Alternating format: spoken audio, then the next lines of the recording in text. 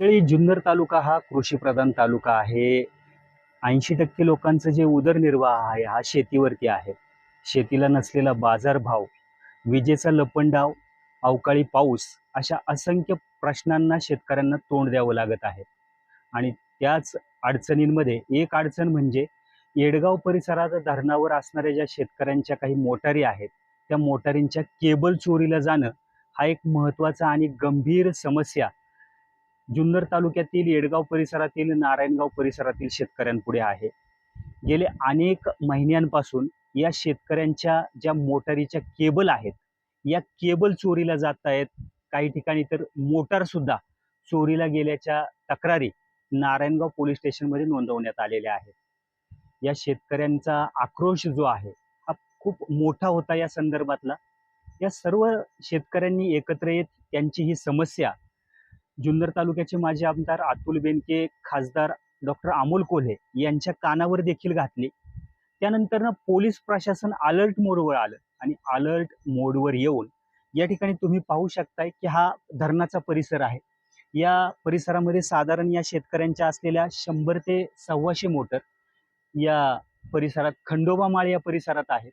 तर उर्वरित काही मोटार या गणेशनगर, कैलासनगर या परिसरात असलेल्या आपल्याला दिसून येतात. एकूण 200 ते 250 संपूर्ण या मोटर या परिसरामध्ये आहेत. आणि या शेतकऱ्यांचा संपूर्ण उदरनिर्वाह या मोटरीतनं होणाऱ्या शेतीसाठी पाणी पुरवठा आहे त्यावरच आहे.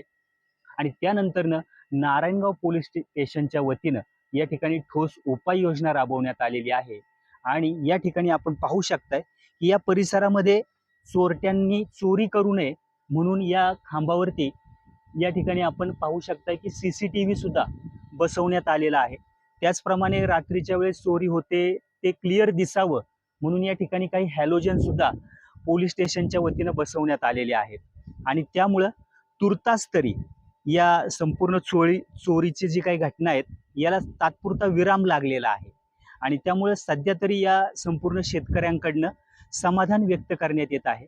परंतु या ठिकाणी हे जे चोर आहेत त्यांचा कायमस्वरूपी बंदोबस्त करण्यात यावा अशा स्वरूपाची सुद्धा मागणी या ठिकाणच्या शेतकऱ्यांकडनं करण्यात येते. आणि त्यामुळं येणाऱ्या काळात पोलीस प्रशासन काय भूमिका घेतं, आता सध्या त्यांनी घेतलेल्या भूमिकेचं आणि कामाचं सर्वत्र कौतुक होत आहे. परंतु या चोरांना जर पकडलं आणि त्यांच्याकडनं त्यांनी चोरलेला माल जर पुन्हा हस्तगत केला तर या पोलिसांचा अधिक कौतुक हे शेतकरी केल्याशिवाय राहणार नाहीत. चोरी जाण्याचं फार मोठं प्रमाण होतं. आता पोलीस स्टेशनने ते काहीतरी कॅमेरे वगैरे बसवलेले आहे. सध्या परिस्थिती काय आहे, पूर्वी परिस्थिती काय होती? आता श्री सपांगे साहेब आणि त्यांच्या टीमने इथे कॅमेरे बसवायचे आम्हाला सुचवलं आणि त्यांनी त्यांच्या प्रयत्नाने इथे कॅमेरे बसले गेले. गावकऱ्यांनी गाव वर्गणीतून सुद्धा कॅमेरे बसवलेत. त्यामुळे आता चोरीचे प्रमाण फार कमी झाले. आमची वडिलोपार्जित इथे शेती आहे. मी जवळजवळ 12 वर्षे शेती करतो इथे आणि 12 वर्षामध्ये जवळजवळ माझी 5 ते 6 वेळा इथे केबल चोरी गेलेली आहे. माझ्याबरोबर माझ्या सहकाऱ्यांची सुद्धा इथे बऱ्याच वेळा केबल चोरी गेलेली आहे. पण आतापर्यंत त्या चोरीचा तपास काही लागलेला नाही. मागे कुठले तरी चोर पकडले होते पण त्यांच्याकडे थोड्याच केबल मिळाल्या. त्या काही शेतकऱ्यांना तो वाटल्या होत्या त्यांनी पोलीस स्टेशननी. तर त्याच्यानंतर काही तपास लागलेला नाही. पण आता सपांगे साहेब आणि त्यांच्या टीमने आणि पोलीस पाटील यांच्या सहकार्याने जे कॅमेरे बसवायचं काम केले आणि गाव वर्गणीतून काही मोटरींच्या केबलवाल्यांच्या वर्गणीतून काम केलेलं आहे. तेव्हापासून काय 8-10 दिवस झाले आता चोरी झालेली नाही. आता जरा समाधान वाटते, सर्व शेतकऱ्यांना समाधान वाटते. त्यामुळे आता चोरीचा प्रकार राहिलेला नाही. ही गोष्ट आम्ही अतुल शेठ कानावर घातली होती आणि खासदारांच्या अमोल साहेब कोल्हेंच्या कानावर पण घातली होती. त्यांनी पण थोडासा प्रयत्न करून पोलीस स्टेशनला वगैरे सांगून त्यांनी त्यांचं काम केलेलं आहे. त्यामुळे आता शेतकरी थोडा समाधानी आहे आणि रात्रीच्या वेळी लाईट वगैरे असल्यामुळं शेतकऱ्यांना काही अडचण होत नाही इथे यायला आणि कॅमेरा असल्यामुळे भीती पण वाटत नाही. साधारण इथे किती मोटर आहे? साधारण इथे 120 मोटारी आहेत. हे खंडोबाचं माळ आहे, इथे 120 मोटरी आहेत. इंदिरानगरमध्ये जवळजवळ 51 मोटरी आहेत आणि गणेशनगरला 35 ते 40 मोटरी आहे. चोरी जाण्याचं प्रमाण इथे जसं झालं तसं इंदिरानगरमध्ये स्मशानभूमीमध्ये पण झालं होतं.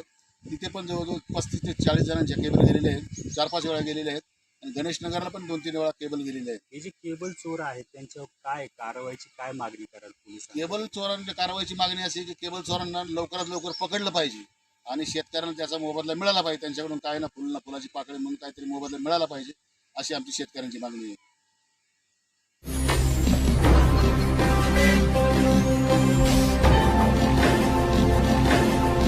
ताज्या घडामोडी आणि नवनवीन माहिती मिळवण्यासाठी समाज दर्पण या YouTube चॅनलला सबस्क्राईब करा आणि बेल आयकॉनवर क्लिक करा.